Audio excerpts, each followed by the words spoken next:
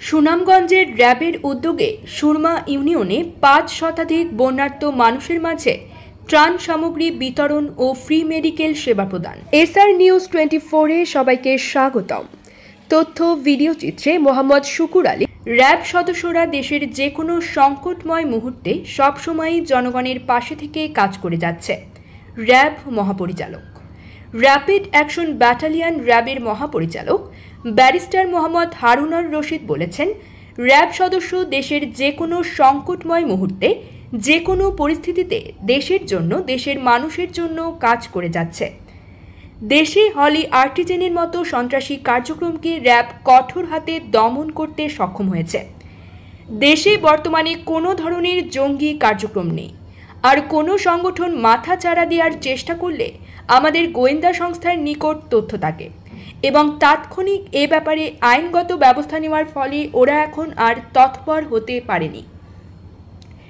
তিনি বলেন, বর্তমান সরকার মাননীয় প্রধানমন্ত্রী শেখ হাসিনা এই দেশের মানুষের কল্যাণে নিরলসভাবে কাজ করে যাওয়ার ফলে বিশ্বে বাংলাদেশ আজ একটি উন্নত ও সমৃদ্ধ দেশে পরিণত হয়েছে।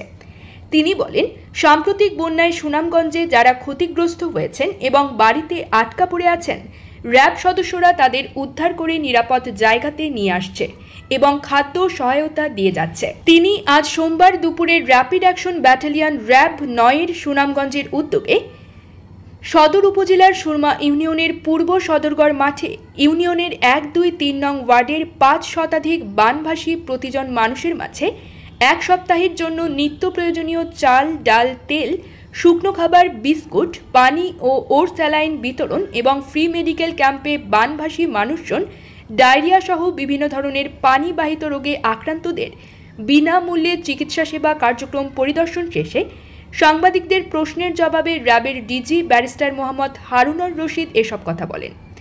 এ সময় উপস্থিত ছিলেন র্যাবের অতিরিক্ত মহাপরিচালক কর্নেল আবদুল্লাহ আল মোমেন, র্যাব ৯-এর সিলেটের অধিনায়ক উইং কমান্ডার মমিনুল হক, পুলিশের অতিরিক্ত ডিআইজি মোহাম্মদ এহসান শাহ, র্যাব ৯-এর সুনামগঞ্জ অঞ্চলের commander major AK M Faisal Ahmed ও কমান্ডার আরাফাত ইসলাম প্রমুখ।